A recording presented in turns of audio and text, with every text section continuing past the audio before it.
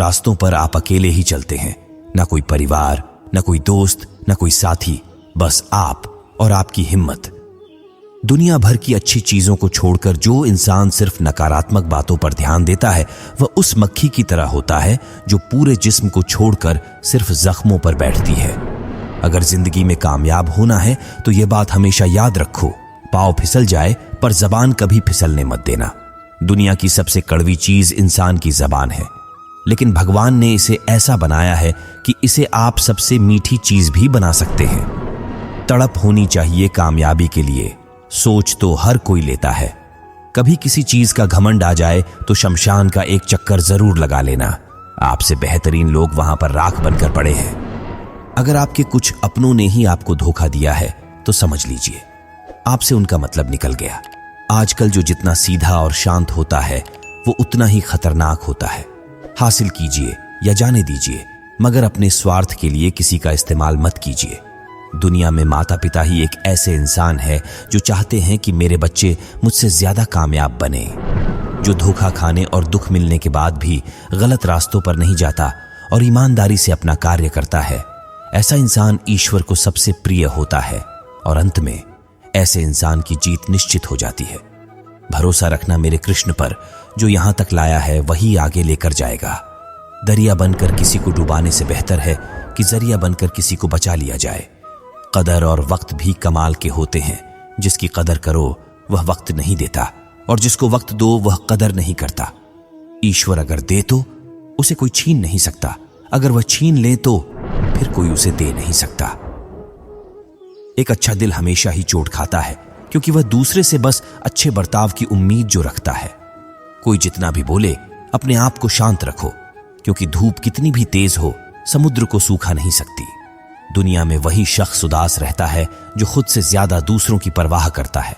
झुकना बहुत अच्छी बात है, जो कि नम्रता की पहचान है, पर आत्मसम्मान खोकर झुकना पड़े तो खुद को खोने के समान है। एक कहावत है कि मेंढक को चाहिए सोने की ईंट, छलांग नाले में ही लगाएगा। वैसे ही कुछ लोग होते हैं। सच और झूठ बोलने वाले चेहरे को परखना सीख लीजिए, क्योंकि यहां लोग झूठ भी बहुत सफाई से बोलते हैं। सब लोग यही बोलते हैं कि दुनिया मतलबी है, पर यह कोई नहीं बोलता कि मैं मतलबी हूं। समय, सत्ता, संपत्ति और शरीर चाहे साथ दे या ना दे, लेकिन समझदारी और अच्छे संबंध हमेशा साथ देते हैं। अहंकार और अकड़ दोनों ही जीवन में सबसे बड़े दुश्मन हैं, क्योंकि यह ना तो आपको किसी के होने देते हैं और ना ही कोई आपका होना चाहता है। पैसा सिर्फ जीवन शैली बदल सकता है, दिमाग, नियत और किस्मत नहीं। जिंदगी में खूबसूरत तो बहुत लोग होते हैं, लेकिन जो जिंदगी को खूबसूरत बना दे, ऐसे लोग बहुत कम होते हैं। कभी अपनी तारीफ भी खुद कर लिया करो, क्योंकि बुराई करने के लिए रिश्तेदार जो बैठे हैं। कलम तभी तक साफ और अच्छा लिख पाती है जब वो थोड़ा रुक कर चलती है। अगर आपकी दिशा सही है तो आपको चिंता करने की कोई जरूरत नहीं है। बस आपको यह करना है कि सदैव चलते रहना है। अगर आप उन चीजों की कदर नहीं करते जो आपके पास हैं, तो आप कभी खुश नहीं रह सकते हो। जिंदगी में उतार चढ़ाव और सुख दुख के बाद भी जो आपका साथ ना छोड़े, उस व्यक्ति का आप हमेशा कदर करें। समय कब रंग बदलता है ये कोई नहीं जानता, क्योंकि प्रभु श्री राम को जिस रात राज्य मिलने वाला था, सुबह वनवास मिल गया। जिंदगी का रास्ता बना बनाया नहीं मिलता, स्वयं को बनाना पड़ता है। जिसने जैसा रास्ता बनाया उसको वैसे ही मंजिल मिलती है। उन लोगों के सामने हमेशा खुश रहो जो आपको पसंद नहीं करते, क्योंकि आपकी खुशी उन्हें चैन से जीने नहीं देगी। अच्छी सूरत से ज्यादा मायने रखता है आपका अच्छा स्वभाव। सूरत तो उम्र के साथ बदल जाती है, लेकिन अच्छा स्वभाव आपको जिंदगी भर साथ देगा। जिंदगी का यही कड़वा सच है कि जब तक आपके पास पैसा होता है, तब हजारों लोग आपको पहचानते हैं, आपके साथ दोस्ती करना चाहते हैं। अगर यही पैसा चला जाए तो आपको कोई नहीं पहचानेगा। कभी कभी अपने ही अपनों का तमाशा बनाते हैं, क्योंकि वो अपना कहलाने के लायक ही नहीं है। जिंदगी में धोखा मिले तो उदास ना हुआ करो, बल्कि शुक्र मनाओ कि किसी दोगले इंसान से पीछा छूट गया।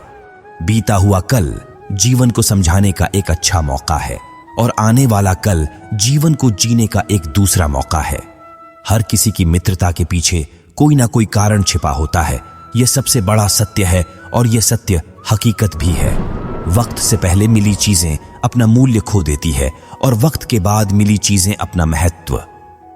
इस दुनिया में जहां लोग थोड़ी सी मुश्किलों से हार मान लेते हैं, वहां अगर आप थोड़ा सा हिम्मत करेंगे तो जीत आपकी होगी। मुझे तेरी हाथों की लकीरों पर नहीं, बल्कि हाथ की लकीरों को बनाने वाले पर भरोसा है। हमारे जीवन में जो कुछ होता है उसका कारण हम खुद है। हम अपनी परिस्थितियों के लिए खुद जिम्मेदार होते हैं। यह बात मानना थोड़ा मुश्किल है, पर यही सत्य है। अगर आप मौके की तलाश में हो तो आप गलत हो, क्योंकि मौका मिलता नहीं, बनाना पड़ता है। आवाज ऊंची हो तो लोग सुनते हैं, लेकिन बात ऊंची हो तो सब लोग सुनते हैं। जो हुआ अच्छे के लिए हुआ, जो हो रहा है वह भी अच्छे के लिए हो रहा है, और जो होगा वह भी अच्छे के लिए होगा। आप जिसकी वजह से निराश है उसे भूल जाइए। वर्तमान में अगर कुछ आपको बहुत दुख दे रहा है तो उसके पीछे निश्चित ही बहुत अच्छा कारण छुपा हुआ है। इसलिए ना भविष्य ना ही पिछले बीते हुए समय के बारे में सोचिए। आपके पास वर्तमान है, उसका आनंद उठाइए। अगर सफलता देर से मिले तो उदास मत होना, क्योंकि छोटे घर जल्दी बनते हैं और महल बनने के लिए समय लगता है। लोगों को बदलता देखकर आप अपना दिल छोटा मत करो। जो बदल गए हैं उन्हें अपनी जिंदगी से दूर कर दीजिए। जिन लोगों ने आपको अपना बनाकर छोड़ दिया, उन लोगों को धन्यवाद दो, क्योंकि वही लोग सिखाते हैं कि हर अपना अपना नहीं होता। पतझड़ हुए बिना पेड़ों पर नए पत्ते नहीं आते। कठिनाई और संघर्ष सहे बिना अच्छे दिन नहीं आते। मैदान में हारा हुआ इंसान फिर से जीत सकता है, लेकिन मन से हारा हुआ इंसान कभी नहीं जीत सकता। एक समय की बात है, एक बहुत ही महान संत अपने शिष्यों के साथ बैठे हुए थे और उन्हें उपदेश दे रहे थे। तभी उन्होंने अपने शिष्यों से कहा, क्रोध इंसान का सबसे बड़ा दुश्मन है। क्रोध करने वाले व्यक्ति खुद को हानि पहुंचाता है, लेकिन दूसरों को भी हानि पहुंचाता है।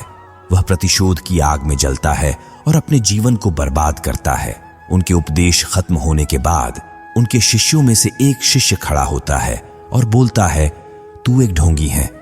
तेरी बात मनुष्य के रहन सहन से विपरीत है। तू जो भी कहता है उसे अपने जीवन में अनुसरण नहीं करता और दूसरों को यह सब करने के लिए कहता है। जब उनका शिष्य उनको उल्टी सीधी बातें कह रहा था, तब महान संत ने कोई प्रतिक्रिया नहीं दी और वह शांत बैठे थे। लेकिन ऐसे में वह व्यक्ति और भी ज्यादा गुस्सा हो गया और गुस्से में आकर उसने उस संत के मुंह पर थूक दिया। इसके बाद भी उस संत को गुस्सा नहीं आया। वह शांत थे। उन्होंने अपने चेहरे से थूक को पूछा और चुपचाप बैठ गए। यह सब देखकर उस शिष्य को समझ नहीं आ रहा था कि वह क्या करेगा। गुस्से में आकर वह उस जगह को छोड़कर चला गया। अगले दिन घर पहुंचा। जैसे ही वह अपने घर पहुंचा, उसका दिमाग शांत हो चुका था। दिमाग के शांत होते ही उसे इस बात का एहसास हुआ कि उसने कितनी बड़ी गलती की है, उससे पाप हुआ है। वह खुद को मन ही मन कहने लगा, यह मैंने क्या कर दिया? मैंने एक महान संत का अपमान किया है। ऐसा पाप मैं कैसे कर सकता हूं? मैंने बहुत बड़ी गलती कर दी। मुझे जाकर उनसे माफी मांगनी होगी। यह कहकर वह तुरंत ही संत के पास चला गया, लेकिन वह संत उस स्थान पर नहीं थे। ऐसे में वह शिष्य जगह जगह भटक कर खोजने लगा। जैसे ही वो संत मिले, उनके पैरों में गिर गया और उनसे कहने लगा, मुझे माफ कर दीजिए, मुझसे गलती हो गई। मैंने आपका अपमान किया है, मैंने बड़ा पाप किया है। यह सब देखकर संत ने उससे कहा, शांत हो जाओ, क्या बात है, मुझे बताओ। उस महान संत के यह पूछने पर वह शिष्य चौंक गया। वह सोचने लगा कि गुरुदेव मुझे कैसे भूल सकते हैं, मैंने तो उनका अपमान किया था। यह सोचकर उस शिष्य ने संत से पूछा, मैं वही शिष्य हूं जिसने कल आपका अपमान किया था और आप इतनी जल्दी मुझे भूल गए? उस महान संत ने जवाब दिया, हमें कल की बातों को कल में ही छोड़ देनी चाहिए। वह अच्छी हो या बुरी, उसके बारे में हमें बार बार विचार नहीं करना चाहिए। मैं बीती हुई बातों को पीछे छोड़कर आगे चलता हूं और ऐसा ही हम सबको भी करना चाहिए। दोस्तों, आशा करता हूं कि आपने इस वीडियो से बहुत सारी सीख ली होगी। मिलते हैं जल्दी एक नए ज्ञानवर्धक वीडियो में। भगवान की कृपा आप सभी पर सदा बनी रहे। धन्यवाद। अपना ख्याल रखेगा। ऐसे ही वीडियो देखने के लिए पृथ्वीलोक चैनल को सब्सक्राइब करें।